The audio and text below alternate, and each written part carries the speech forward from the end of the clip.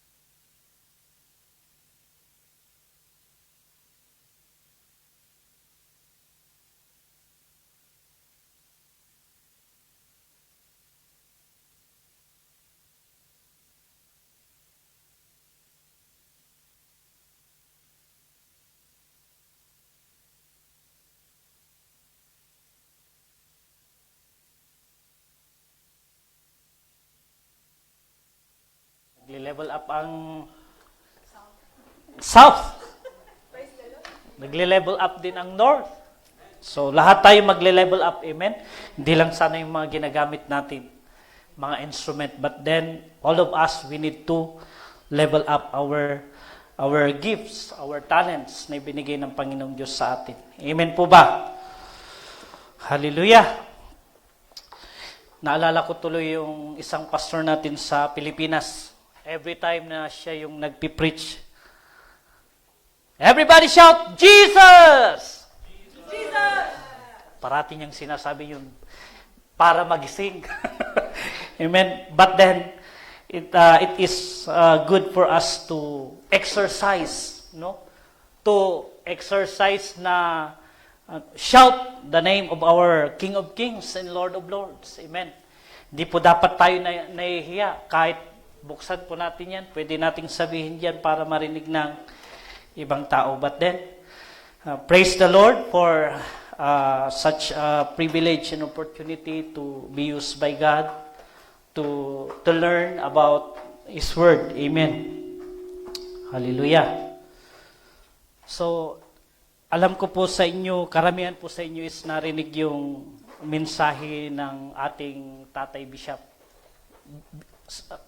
Mensahe ng Panginoong Diyos through our Bishop. Amen? Doon sa anniversary. So, makita po natin mga kapatid na being faithful, not only in the service of God, is kailangan din pala na maging mabunga tayo. Do you remember or nabasa nyo na ba yung passage na about doon sa kinurse ni Jesus Christ, yung fig tree? Diba, nung time na yun, naglalakad sila. And then, nakita niya itong puno na to. Naghanap siya ng bunga dahil nung time na yun is nagutom si Jesus. Habang tinitignan niya itong puno ng fig tree na ito, hinahanap niya yung bunga. Pero ang nakikita niya lang is puro, mga dahon. Sana bilang mga Kristiyano, hindi lang sana tayo punong-puno ng mga salita. Amen po ba? Kailangan punong-puno din dapat tayo ng gawa, ng bunga. Kagaya ng ano ang silbi ng fruit of the Holy Spirit kung hindi po tayo nagbubunga, mga kapatid. That is the gift na ibinigay ng Panginoong Diyos sa bawat isa sa atin. Amen po ba? Kung hihimay-himayin ulit natin o babalikan natin itong tempo natin this year, makita po natin in the book of John, chapter 14. Pag-aralan po natin ito bago tayo dumating sa mga ibang passages. In verse 1 up to 12. John 14, verse 1 to 12. Hallelujah.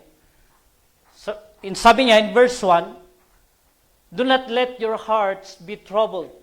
You believe in God, believe also in me.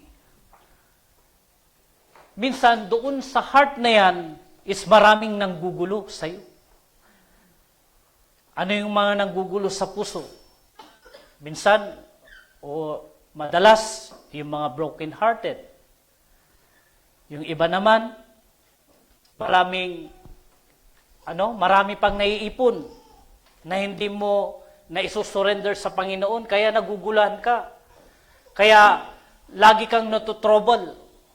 Dahil hindi pa totally surrendered yung laman ng puso mo. Kaya sabi ng Panginoong Diyos, do not let your heart be troubled. You believe in God, believe also in me. My Father's house has many rooms. Other translation is many mansions. Tama? Pwede po bang puntahan yung translation na yun?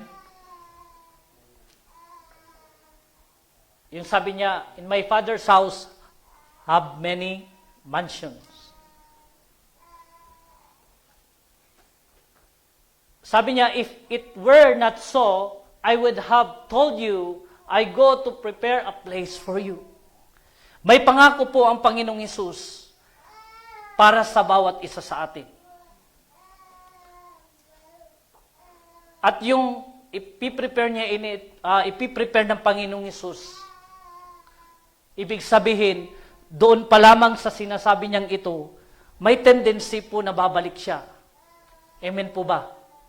Kaya anong gagawin mo? Kung ang Panginoong Hesus mismo, piniprepare niya yung lugar na pinuntahan niya at pupuntahan mo rin. Pero, papaano mga kapatid, kung ikaw mismo is kulang kasi preparation? Mayroon ka kayang lugar dito sa pupuntahan ni Jesus? Okay, next. And if I go and prepare a place for you, I will come again and receive you unto myself, that where I am, there ye may be also. And whether I go, ye know, and the way we know. Sige, balik natin doon sa NIV. Medyo nabubulol tayo. Di ba? Kaya nga, ibig sabihin mga kapatid, alam niyo po, ang salita ng Panginoong Diyos ay madaling intindihin. Maraming translation ang salita ng Panginoong Diyos. Pero bakit kaya napakahirap intindihin ng tao? Mayroon na ngang Tagalog, mayroon na ngang Ilocano, mayroon pang English. Ano pa ang gusto nating translation para maintindihan po natin na ang Panginoong Diyos ay darating? Amen?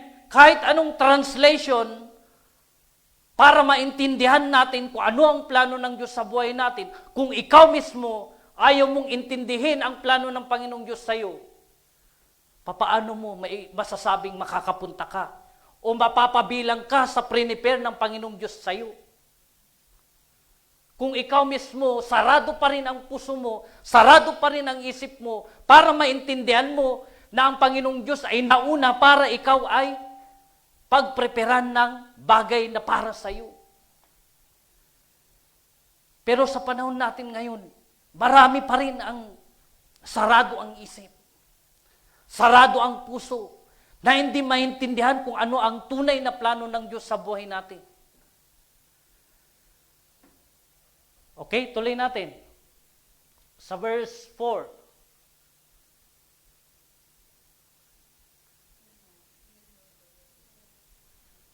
Doon sa verse 3, sabi niya, I will come back and take you to be with me, that you also may be where I am. Di ba? Sinabing, alam niyo kung saan pumunta yung isang makasalanan nung time na na-crucify sila? Doon mismo sa pinuntahan ni Jesus. Sinasabi natin na gusto natin pumunta sa langit. Pero naniwala na tayo, nanampalataya na tayo, pero pilit pa rin nating hindi maintindihan ang plano ng Diyos sa buhay natin. Kaya papaano nagkakaroon ng kapanatagan sa puso mo kung ikaw mismo ay hindi mo pa rin maintindihan kung ano ang dapat mong gawin at kung paano mo i-prepare ang sarili mo.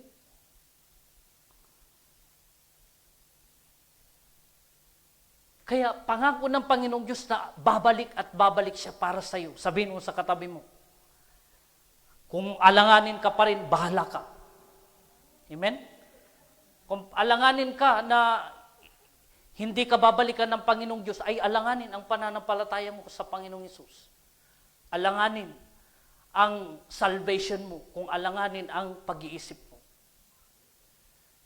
Ibig sabihin, hindi ka nabibilang sa ipiprepare ng Panginoong Diyos kung ala-alanganin ka. Naintindihan po natin. Kaya we need to also to prepare ourselves worthy to the Lord. Worthy sa lahat ng bagay. Kaya i-apply po natin yung fruit of the Holy Spirit na itinuro kanina sa atin sa Sunday School. Minsan ang nagiging trouble sa atin, kahit mananampalataya tayo, pag natamaan ka ng mensahe. Pero sabi ng Panginoong Diyos, according to His Word in the book of Hebrews 14, verse 12 to 13. Sige, paki-flash po dun. Hebrews chapter 4, verse 12 to 13.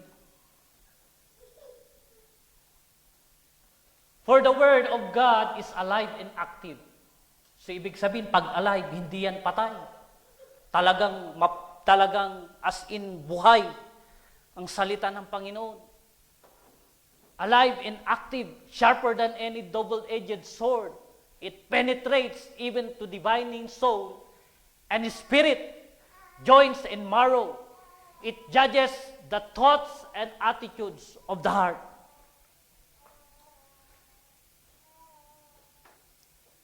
May narinig ako na mensahe ni Bishop nung mga dumaraang mga taon. If you are a true Christian,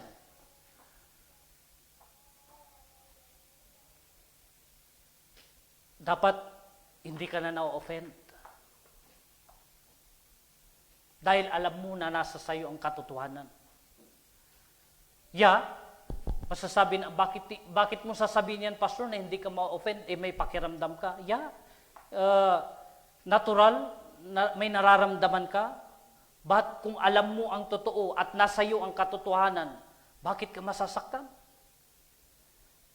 Especially kung ang salita ng Panginoong Diyos ay naimpok sa puso mo, minemeditate mo, day and night, sabi ng Joshua 1 verse 8. Amen?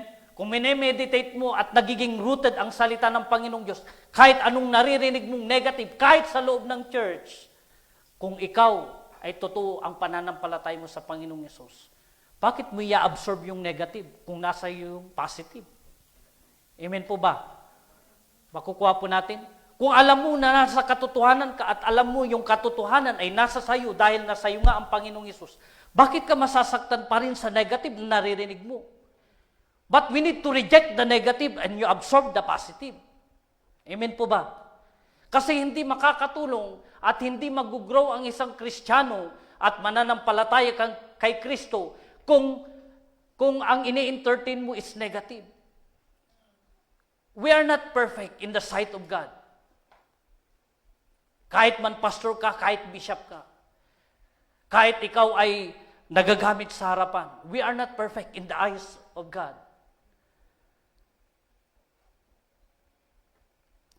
Kaya, sana mga kapatid, dumarating na yung time, darating na ang Panginoong Hesus. Darating na siya para kunin ka. Pero ang tanong, kasali ka ba na kukunin niya? Qualified ka ba sa kingdom ng Panginoong Diyos? Kung until now, nasasaktan ka sa katotohanan naririnig natin through the Word of God Himself. But you know, magpasalamat ka sa Panginoon. Nasasaktan ka dahil buhay ka. May pagkakataon pa at may chance ka pa para baguhin mo ang pananaw mo at pagtingin mo sa ibang tao. Kaya nga sabi ng Panginoong Hesus, You fix your eyes on Jesus. Ang pagsisilbi natin sa Panginoon ay hindi para sa bawat isa sa atin. Ang pagsisilbi natin dahil ang goal natin is mapabilang at mapapunta sa kaharian ng Panginoon. Tama? Kaya, we need to exercise. We need sana na maging matured tayo. Spiritually. Habang nag-grow ka, habang naririnig mo ang salita ng Panginoong Diyos, habang nasasaktan ka dahil nakukorek ka, doon sa sinasabi ng Panginoong Diyos, dapat nag-grow ka. Hindi ka dapat bumababa. Hindi dapat bumababa yung level ng pananampalataya mo. Hindi naman si pastor ang mangkukorek sa'yo. Ang Panginoon, ang Diyos mismo, ang salita ng Panginoong Diyos lamang ang binabasa natin, ini-explain natin. Pero kadalasan, hindi tayo nag-grow dahil nagiging trouble sa ating puso yung mga katotohanan na dapat pakinggan mo at i-apply mo sa buhay mo. Hello? Kaya, hindi ang mga preacher ang nagpapatama sa iyo. Ang Panginoong Diyos dahil mahal ka niya, gusto ka niyang i-correct. Kaya nga ang palaging sinasabi natin, magbasa tayo ng salita ng Panginoong Diyos. Amen. Para malaman natin na hindi ikaw o hindi ako. Ako nga mismo, kahit ako yung tumatayo dito, grabe. Parang mapupunit ang puso ko dahil sa salita ng Panginoon. Pero dahil sa pagmamahal ng Diyos, Lord, thank you. Dahil sa mga salita mo, nakokorek ako. Dahil sa mga salita mo, mas lalo kong nakikita kung ano yung plano mo sa buhay ko. Dapat ganyan po sana ang attitude natin bilang mga Christian. Amen po ba? Kasi mga kapatid, kung hindi natin maitutuwid ang mga pagkakamali natin, hindi tayo mapapasama sa prinipin ng Panginoong Diyos. Kahit anong gawin mo, kahit balibaliktarin mo ang sitwasyon.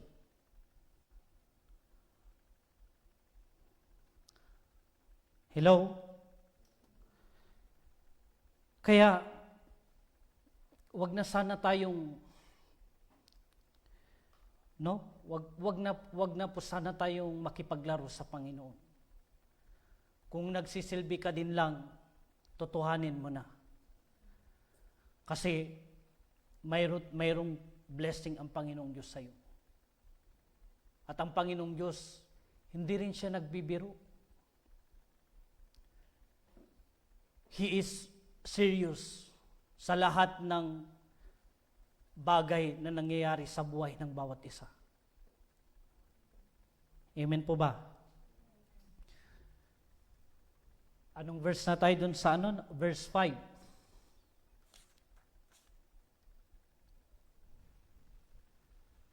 Tignan nyo, pati ang mga disciples ni Jesus Christ, nagtatanong pa rin sila. Thomas said to him, Lord, we don't know where you are going. So how can we know the way? In verse 6, Jesus answered, I am the way, the truth, and the life. No one comes to the Father except through Him. Maaari niyong i-assist ang sarili niyong mga kapatid sa tanong na ito. Sino ang way sa buhay ninyo at buhay ko? Sino ang totoo sa buhay natin? Sino ang daan para ikaw ay makapunta sa kaharian ng Panginoong Diyos? It's no other than Jesus. Even in the last days, maraming Jesus ang lumilitaw, mga kapatid. So we need to be careful. No? Maraming mga Jesus ang lumalabas sa panahon natin ngayon na sila ang totoo, sila ang way, sila ang makapagliligtas sa iyo. Ngunit ang Panginoong Hesus na pinagsisilbihan natin, siya lang ang totoong Hesus na daan, katotohanan at buhay na walang hanggan. Kaya hindi ka lugi. Amen? Hindi ka lugi kung nasa sayo si Jesus. Hindi ka lugi kung ang Panginoong Hesus na nasa sayo ay pinagsisilbihan mo. Kung ang Hesus na nasa sayo ay totoo, ay hindi ka mag-i-struggle sa pagsisilbi mo. Hello? Awanan sa mga bata. Okay? Verse 7. If you really know me, you will know my Father as well. From now on, you do know Him and have seen Him. Next. Philip said, isa rin ito, Lord, show us the Father, and that will be enough for us. Minsan nagiging ganyan attitude natin, Lord, totoo ka ba? Kung totoo ka ba, magmilagro ka nga. Marami tayong mga question na ganyan. Lord, magpapakita ka lang ngayon, maniniwala talaga ako sa iyo. Lord, kung ibibigay mo ito, pagsisilbihan talaga kita. Alam niyo, doon sa Japan, maraming testimony na ganyan. Nandun lang sa Pilipinas, pinanalangin, ay talagang nag-fasting pa. According to their testimony, haan nga, kwento-kwento lang ito. Pinag-pray pa nila sa pastor niya sa Pilipinas. Pinanalangin nila na makapunta lang sila sa Japan or somewhere o sa ibang lugar. Lord, talaga.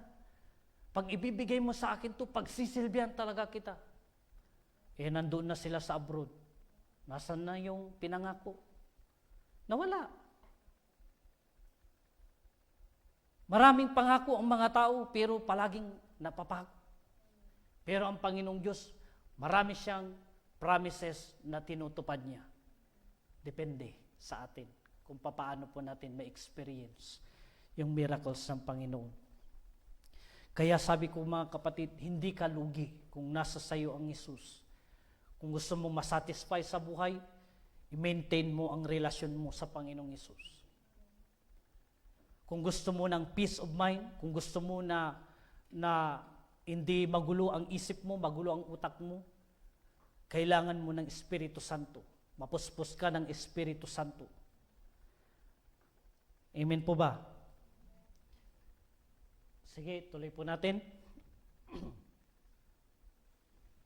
Jesus answered, "Don't you know me, Philip, even after I have been among you such a long time? Anyone who has seen me has seen the Father. How can you say, show us the Father?" Kaya nga, matagal na tayo, no? Matagal na tayong nanampalataya at nakakilala kay Jesus. Nabasa na natin ang salita ng Panginoon, na-experience natin ang blessing ng Panginoong Diyos. Pero dumarating pa rin ang pagdududa sa iyo. Hello? Baka ibang Jesus yung pinapaniwalaan mo. You need to be careful. Baka ibang Jesus yung nasa sayo. Kaya we need also to search our heart. Kung totoo ba si Jesus na nasa sayo, amen? Tingnan natin kung paano tayo magsilbi. I-check natin ang ating mga sarili. Di ba pag nakakaroon ka ng fever, gumagamit ka ng thermometer, check your temperature, baka nanlalamig na ang Jesus na nasa sayo. Hello? Hindi po bed of roses kung nasa sayo si Jesus. Mayroon kang pagdadaanan kung talaga na ikaw ay nananampalataya sa Panginoong Hesus. Hindi po relax. Ang mga Kristiyano, wala pong leave sa pagsisilbi sa Panginoon. Ang mga totoo kay Kristo, walang sick leave.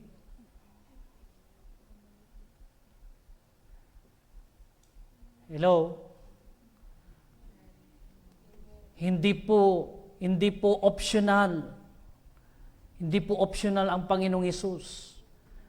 Magiging option lang tayo, optional lang ba natin siya kung kailangan natin? No. Even itirigat, kahit sa hirap o ginhawa, kailangan maintain pa rin yung relationship mo kay Panginoong Hesus. Kaya even the disciples of Jesus Christ, mayroon pa ring pagdududa. Kasama na nga nila si Jesus araw-araw. Kasama nilang nagsisilbi. Nagko-question pa rin. Amen? Minsan, ganun tayo. Kahit ako. Hindi ko ipagkaila na nag-question din ako sa Panginoon. Hindi ko masasabi na kahit pastor ako, hindi ako nag-question. Nag-question ako. Pero, dahil sa mga sitwasyon na yun, nakita ko kung papaano sagutin ng Panginoong Diyos. Kaya nga sabi ko, depende na lang sa'yo, kapatid, kung papaano mo i-desire na kausapin ka ng Panginoong Diyos through your situation. Pastor, hindi ko na nga nararamdaman kung ang Panginoong Diyos ba is mahal ako. Kasi yan ang pakiramdam mo. Simulat pa lang nung nakilala mo ang Panginoong Diyos, hanggang naririnig mo ang tinig niya hanggang ngayon, hindi nagbabago ang pagmamahal ng Jesus na tumubos sa iyo sa kasalanan. Nung time na na-crucify ang ating Panginoong Jesus, ni kailanman hindi sumagi sa kanyang isip yung pag-alinlangan niya na iligtas kanya. Hindi kailanman sumagi sa puso niya na, sino nga'y dagito yung tao? Sino ang mga taong ito para isave ko sa kanilang mga kasalanan? Kailanman hindi sumagi sa isip ng ating Panginoong Hesus na pagdudahan ang pagmamahal niya para sa iyo.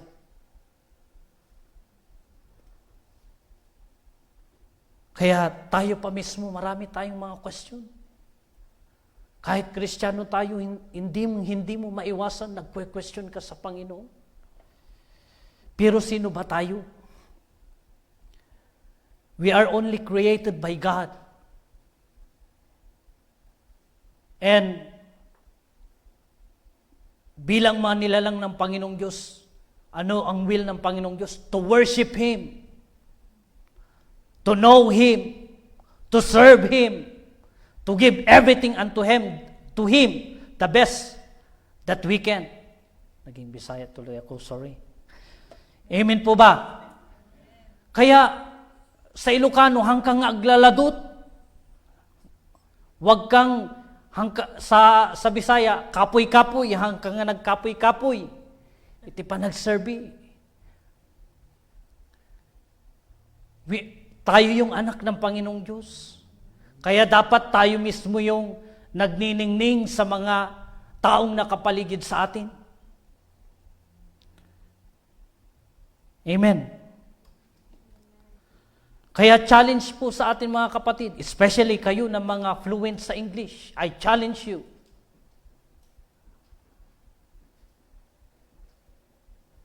Kung papaano tayo makipag-communicate sa mga unbeliever, especially mga puraw. Dagiti puraw. Mga puti, sabi ko, Sister Arnie. Amen. But if you have the desire and acknowledge the Holy Spirit that is in you, ay mayroong boldness na darating sa iyo. Kaya yung time na yun, kahit nagtatrabaho ako, Lord, give me the boldness to share your word, kahit na may nakatingin sa amin, I don't care.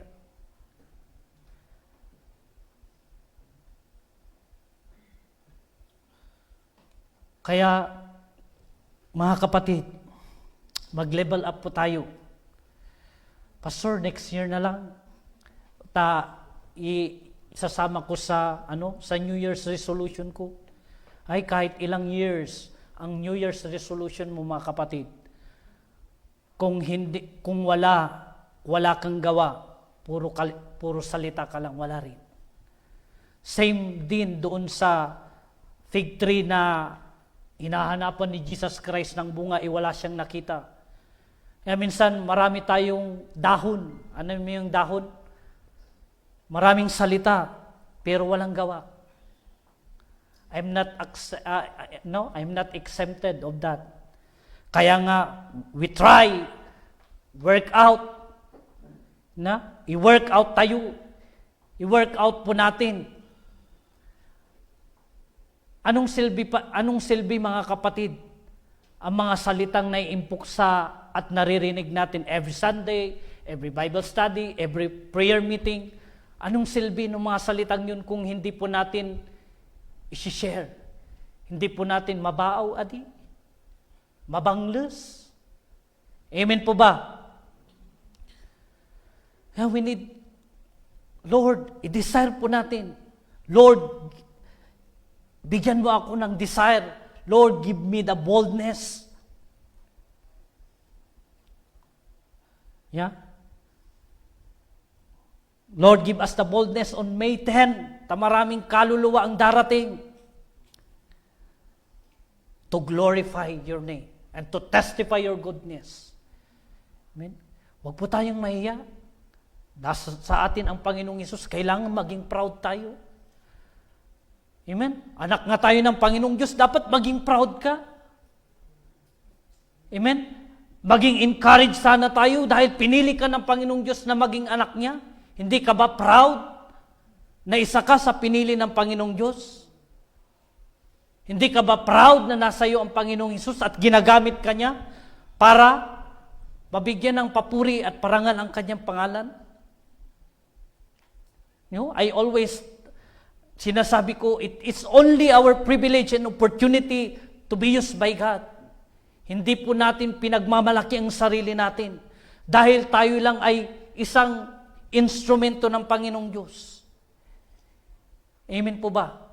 Ang pagpunta at pagpipreach ng salita ng Panginoong Diyos ay hindi pagalingan. Hindi po pataasan. Hello? Yan po dapat ang itanim natin sa isip natin. Ang paggamit ng Panginoong Diyos sa atin, it is only our privilege and opportunity. Hindi po para ipagmalaki ang sarili mo, ay kaya't ko dyan nga preacher ta nalaing agkasaba. Kaya't ko dyan nga preacher ta nangiwat, malakas ang boses. No. Hindi ka dapat nagmamalaki sa harap mismo ng Panginoong Diyos. We are only the instrument of God. Kung isa kang instrumento na nasa santabi lang, paano ka magagamit? Ang instrumento nga na nasisira, di ba, nire-repair? Dahil wala pa tayong pundo para makabili. How much more? Tayo bilang mga Kristiyano, na narinig natin ang salita ng Panginoong Diyos, na-reach out nga tayo ng Panginoong Diyos ng mga taong nanampalataya sa atin nung una, para lang magamit din tayo in the future. Pero minsan, kahit nakikita ng Panginoong Diyos na may ability ka to share His Word, nahihiya pa tayo. Aglumulamong ka, ijay sulok. Minsan, ay, hanak ba't pastor? Hanak ba't preacher? You always rejecting the calling of God to you.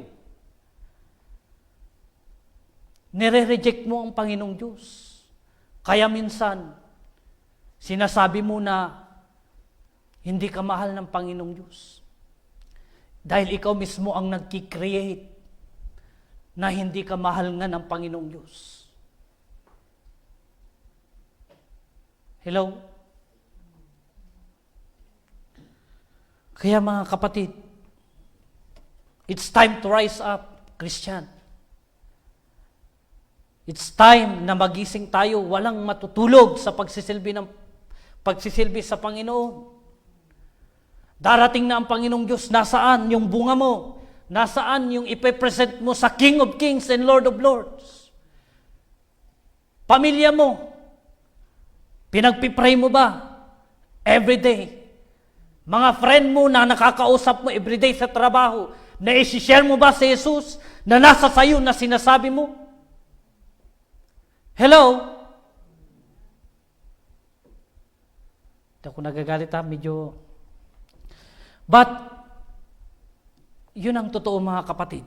Kahit balibalik ta rin natin. Kung gusto natin na matupad yung Matthew 28, verse 19 to 20 na sinasabi ng Panginoong Diyos, kung tayo mismo ay ayaw natin magpagamit.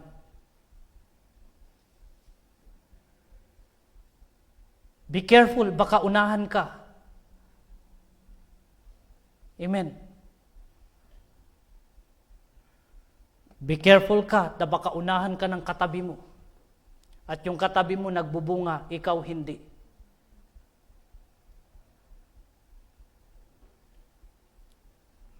Hallelujah.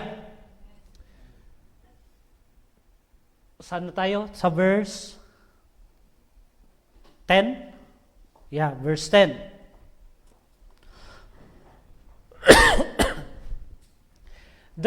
Don't you believe that I am in the Father and that the Father is in me? The words I say to you, I do not speak on my own authority. Rather, it is the Father living in me who is doing His work. In verse 11, believe in me when I say that I am in the Father and the Father is in me. Or at least, believe on the evidence of the works of themselves. At least man lang, pinapaniwalaan mo ang Panginoong Hesus sa mga miracles na ginawa niya after miracles. You know, bakit tayo nagpipray? Tapos ine-end natin in the name of Jesus? Jesus is only, the name is above all name. According to His word. Every knee shall bow. Every tongue confess that Jesus Christ is Lord. Wala na pong ibang pangalan. Hindi po ni Pedro, hindi po ni Maria ang makakapag-cast out ng demons. It's only Jesus Christ. Kaya at least man lang, sabi ng Panginoon, paniwalaan mo yung mga ebidensya na ginawa niya. Minsan naghahanap tayo ng ebidensya. Minsan, hindi nagiging effective sa atin. Bakit? Sarado pa rin. Sarado pa rin ang isip mo. Sarado pa rin ang puso mo. Nakakandado pa rin yung puso mo, nasalip, naka-open para sa Panginoon. Or either, yung puso mo, something that occupy your hearts. Maring may nag-occupy ng puso mo na hindi mo ma-let go. Kaya, hindi mo makikita yung ebidensya na tinatanong o sinasabi ni Jesus na at least man lang paniwalaan mo yung ebidensya na ginawa niya.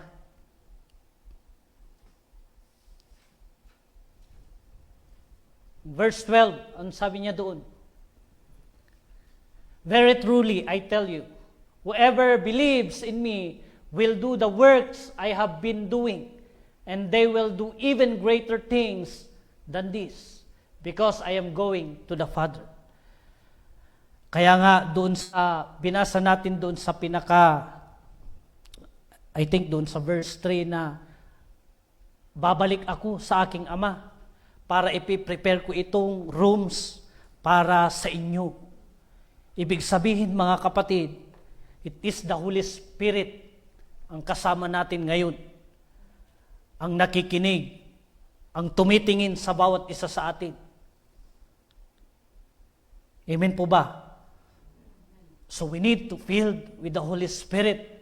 Kailangan po nating mapuspos ng Espiritu Santo para maging effective tayo as evangelists, maging effective po tayo na instrument ng Panginoong Diyos na mag-share ng salita niya. Amen. To win souls. So yun po yung duties and responsibility ng isang Kristiyano. Amen po ba? Hanggat hindi po natatapos ang trabaho, still nandito ka pa rin, buhay ka pa rin. Matatapos lang ang trabaho mo dito sa mundo kung wala ka na. Kaya, anong sabi ni Jesus doon sa John 4 verse 34? Yung last year na tempo natin, my food, sabi ni Jesus, is to do the will of Him who sent me and to finish His work. Bumalik na si Jesus. Ang kasama na natin ngayon is the Holy Spirit. Ibig sabihin, mga kapatid, kailangan mong mapuspos ng banal na Espiritu para tulungan Kanya to finish your work, to finish your task as a Christian. Amen po ba? Kaya mayroon po tayong trabaho sa Panginoong Diyos. Kung may secular job po tayo, di ba?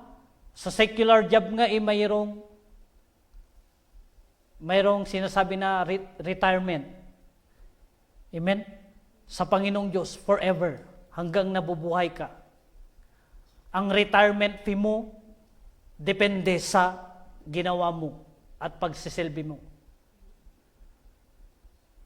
Amen? Alam ko sa inyo, may mga mansion sa Pilipinas siguro. Pero mansion na prinipe ng Panginoong Diyos, yung tiles niya gold. Yung gate niya. Description ng Bible. Hindi ako mismong gumagawa ng istorya. Basahin po ang Revelation. No? Ang daanan doon is gold. Dito sa lubong, pinag-aawayan ng gold, pinagpapatayan ng gold. Doon, ginagawa lang daan. Ang asfalto dito, wala doon. Amen? Kaya, saan pa tayo, mga kapatid? Temporary lang itong nakikita natin. Ma-amaze tayo sa creation ng Panginoong Diyos, but then, it is only a temporary. Ni ang puno nga, mayroong time limit din yan. So, tayo pa kaya ng mga tao? Mayroon din tayong time limit dito sa mundo. Ngunit, bago yan dumating, mga kapatid, kailangan nakasecure ang salvation mo. Nakasecure dapat ang pananampalataya mo. Amen po ba? Kaya nga nung nag-message si Bishop, kung ayaw nyo makinig, kung ayaw nyong gawin ang pinapagawa ng Panginoong Diyos, bahala kayo. Anyway, lahat po tayo is pipila at harap sa Panginoong Diyos. Tatanungin ka, anong ginawa mo nung nabubuhay ka sa mundo? Hindi po biro-biro. Totoo po yun. Kaya magbasa po kasi tayo ng Bible para wala po tayong mga question. Baka sabihin natin, ay, nag-iimbento lang si pastor para may ano. No. Niloloko ko din lang ang sarili ko kung hindi ang salita ng Panginoong Diyos ang isi-share ko po sa inyo, mga kapatid. At it is my accountability sa harap ng Panginoong Diyos kung false teaching ang sasabihin ko. Amen po ba? Kaya, it's time, O God. It's time, mga kapatid. It's time po, mga kapatid, na gumising na po tayo sa katotohanan. Isantabi na po natin yung mga hindi po nakakatulong sa ating pag-grow spiritually. Amen po ba? Okay. Ilang oras pa? Bibilisan na po natin. In Matthew 24, verse 20, kaya nga po, sabi ng Panginoong Diyos, babalik ako. Sabihin mo sa katabi mo, uy, babalikan ka daw ng Panginoon. Kaya babalik ang Panginoong Diyos dahil imimit po natin siya doon sa air. Sabi niya in Matthew 24 verse 20, mayroon pong first flight na tinatawag or special flight. Matthew 24 verse 20. Pray that your flight will not take place in winter or on the Sabbath. Keep going.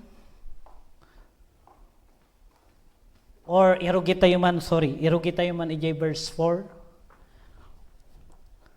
Verse 4 until 35. Basahin po natin ng diretso. Okay, so tumingin po tayo sa screen. Jesus answered, "Watch out that no one deceives you." Kaya marami nang lumilitaw na mga false teachers ngayon. Kaya if we are not aware of that, mga kapatid, maaari kang mawala sa belief, at the same time, pananampalataya mo sa Panginoong Hesus. Next. For many will come in my name, claiming I am the Messiah, and will deceive many. Next. You will hear of wars and rumors of wars, but see to it that you are not alarmed. Naririnig na po natin, kagaya ng war na naman sa Pakistan at India. Naririnig natin, but kuna ni Apo Diyos, sabi ng Panginoon, see to it that you are not alarmed, hanggang nga maal-alarma. Such things must happen, that the end is still to come. So hindi pa yun yung end times. Parang nasa daan na, kumbaga, hindi pa nakarating, nasa daan na yung pagdating ng end. Nation will rise against nation and kingdom against kingdom. There will be famines and earthquakes in various places. Next. All these are the beginning of birth pains. Then you will be handed over to be persecuted and put to death, and you will be hated by all nations because of me. At that time, many will turn away from the faith and will betray and hate each other. Kaya, be careful sa yung kung mainit ang pananampalataya mo sa Panginoong Diyos, i-maintain mo. Amen? Winter na ngayon. Kaya, i-maintain po natin yung init ng pananampalataya sa Panginoong Diyos. And many false prophets will appear and deceive many people. Sabihin mo ulit sa katabi mo, sana hindi ka ma-deceive. At that time, many will turn away from the faith. Na ulit, verse 12. Because of the increase of wickedness, the love of most will grow cold. Hindi dapat sana lumalamig yung pagsisilbi mo sa Panginoon. But the one who stands firm to the end will be saved. Sige. And this gospel of the kingdom will be preached in the whole world as a testimony to all nations. And then, the end will come. Kaya yung nabasa natin kanina sa Matthew 28 verse 19 to 20, go and preach, sabi ni Jesus sa kanyang mga disciples, na i-preach nyo the whole nations. Sabi niya, but then hindi lang niya sinabi niya, pumunta kayo doon para i-preach nyo ang salita ng Panginoon. Kasi, sasamahan ko kayo. Sabi ng Panginoong Diyos, kaya hindi ka nag-iisa. Amen. Okay. So when you see standing in the whole place, the abomination that causes desolation is spoken of through the prophet Daniel, let the readers understand. Then let those who are in Judea flee to the mountains. Let no one on the housetop go down and to take anything out of the house. So ito po yung nabasa natin kanina doon sa Matthew 24 verse 20 na may flight. Amen. May flight na mangyayari. Other word is rapture, pero wala dito sa Bible. Yung nakikita mo yung katabi mo, baka pag mulagat mo, wala na yung katabi mo dyan. Amen? Kaya tignan mo. Baka na-rapture na yung katabi mo. So, yun yung tinatawag na flight. So, let no one in the field go back to get their cloak. How dreadful it will be in those days for pregnant women and nursing mothers. Okay, tuloy. Pray that your flight will not take place in winter or on the Sabbath, for then there will be great distress unequaled from the beginning of the world until now, and never to be equaled again. If those days had not been cut short, no one would survive. But, okay, so, isi-shorten ng Panginoong Diyos those who dagijay, yung mga napili, yung mga qualified. Amen po ba? But for the sake of the elect, sino tong elect? Yang katabi mo. Tayo, yung mga napili.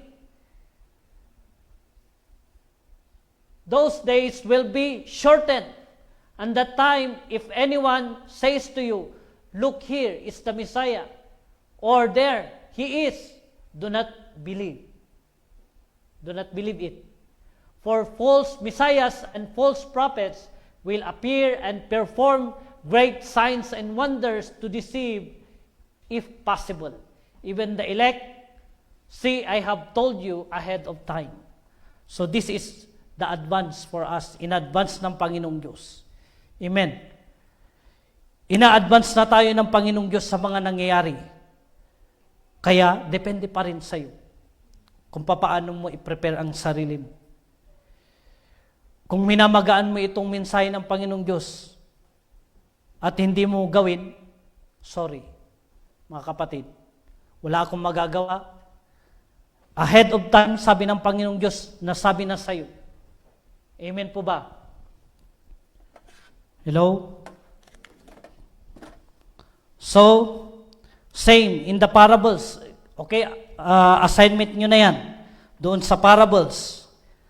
Parable of 10 virgins. Yung 10 virgins na yun, yung 5 nakapasok, yung 5 nandoon sa labas. Same in the kingdom of God. Mayroong may iwan dahil hindi qualified, mayroong makakapunta doon na qualified. Kaya in Ecclesiastes 7 verse 8, anong sabi niya doon?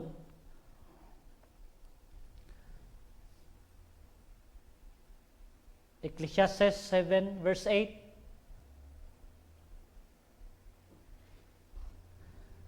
Okay, tignan po natin.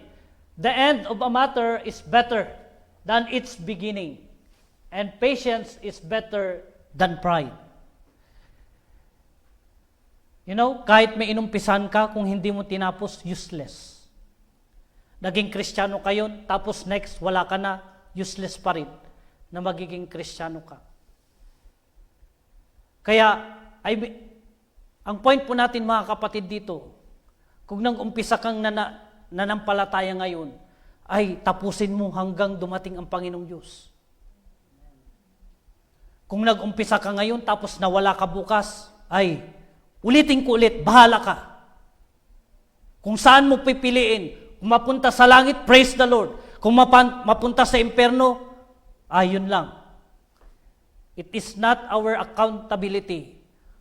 Hindi na po natin sagutin sa Panginoong Diyos. Kung ikaw mismo, hindi mo tulungan ang sarili mo, no? To work out your salvation. Amen po ba? Kung hindi mo kayang i-work out ang salvation mo, you ask God to help you. Amen.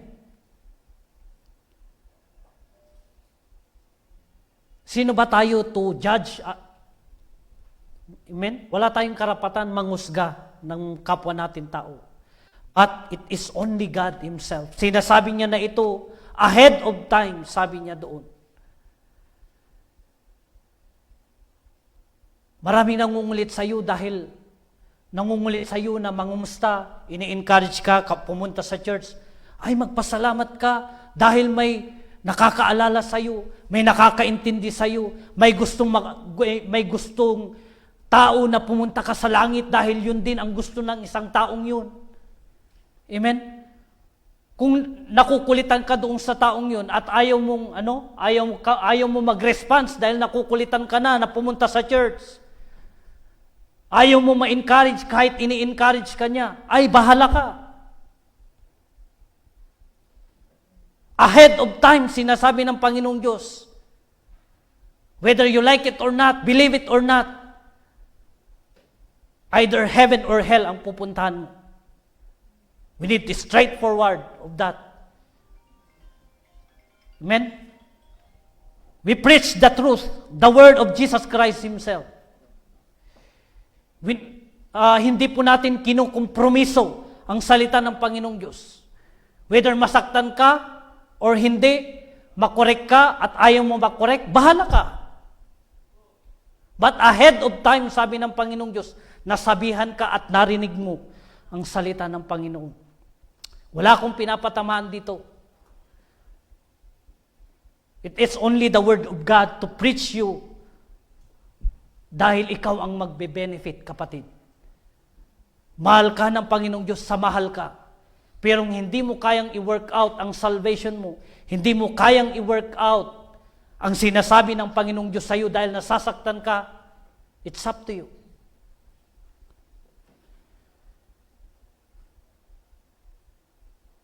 Pero, nasasabi sa iyo ito ng Panginoong Diyos. Pinagsisigawan na sa iyo ng Panginoong Diyos. No? Nilalakasan naman ng Panginoong Diyos ang boses niya para marinig mo at dumating sana yung time na mag-repent ka, magpakumbaba ka sa harapan ng Panginoong Diyos. Kaya minsan, ang pumipigil sa iyo yung pride mo. Kaya hindi mo nakikita yung tunay na plano ng Diyos sa buhay mo. Kaya masyado kang malayo na sa Panginoong Diyos. Hindi mo na nakikita yung plano ng Diyos sa buhay mo dahil sa, isa doon sa trouble na yun na sinasabi niya doon sa, binasa natin, sama ng loob. No? Sakit ng loob. Sa mga taong nakasakit sa iyo. Sa mga taong ginamit ka o nasaktan ka. Yan yung pumipigil. Kaya hindi mo nakikita ang pagmamahal at plano ng Diyos sa buhay mo. Kaya gayon pa lang. Gayon pa lamang, mga kapatid. It is now the time na agpanunot ka. Amen. Sabi pa niya in 1 Corinthians 15 verse 58. 1 Corinthians 15, verse 58.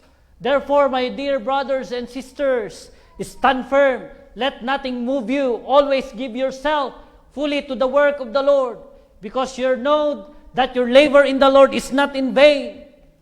Hindi masasayang kung fully nang nagsisilbi ka sa Panginoong Diyos. Amen. Kung nananatili pa rin ang pagdududa mo sa Panginoong Diyos, you cannot work the will of God. You cannot, hindi mo kayang magawa ang sinasabi ng Panginoong Diyos. Papaano mo masasabi na hindi masasayang kung hindi mo naman ginagawang part mo?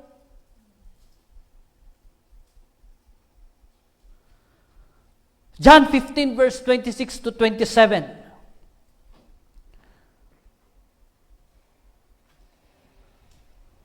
Last verse. Amen. Kung natin man tapno maring tayo. Praise the Lord talaga. Basta huli, no? When the advocate comes, who's that advocate? The Holy Spirit. When the advocate comes, whom I will send to you from the Father, the Spirit of truth, who goes out from the Father, He will testify about me. Kuna ni Jesus Christ. In verse 27, and you also must testify, for you have been with me from the beginning. So we need to testify Jesus in our lives. From the beginning, simula nung nakilala mo siya, simula nung nanampalataya ka kay Jesus, you need to testify. Hindi po ikakahiya ang pagtestimony ng kabutihan ng Diyos. Amen. Kaya, we must maging proud tayo na ipanakal ni Apo Diyos. Ipagmalaki ang Panginoong Hesus na nasa sa atin at nasa sa inyo. Amen po ba? Kaya, mga kapatid, I encourage everyone. Sabi ko, habang nabubuhay pa tayo, huwag na po sana natin sayangin ang oras na inilaan ng Diyos sa buhay natin. Kahit anong edad meron ka, marami kang kayang gawin kung nasa sayo yung desire at willingness, yung humility, pagpapakumbaba para makita ng Panginoong Diyos na pwede kanyang gamitin. It's time for us to rise up and to preach the gospel, the word of God, the word of Jesus Christ to others, especially to our families. Darating at darating ang Panginoong Diyos. Walang makapipigil sa pagdating ng Panginoon. Kahit gera dito, gera doon, walang makapipigil sa pagdating ng Panginoong Diyos. So I would like, i-end ko itong question na ito sa inyo. Sa atin pala, sa ating lahat. Are you really prepared for the coming of God? And another question, are you qualified to go to His kingdom? Ako nga mismo naiiyak ako dahil gusto kong i-maintain. No? Maraming testing din sa buhay ko pero mini-maintain ko ang relasyon ko sa Panginoong Hesus. Mini-maintain ko ang pagsisilbi ko kahit minsan may ups and down. Kahit maraming problema. Sa kanta, kahit wala kang problema, kahit maraming problema, kahit wala kang pera, magsilbi ka pa rin. Dahil parating na ang Panginoong Hesus. At wag na po sana tayong lumayo sa Panginoon. Ito yung conclusion natin. Never na lumayo ang Panginoong Diyos sa atin.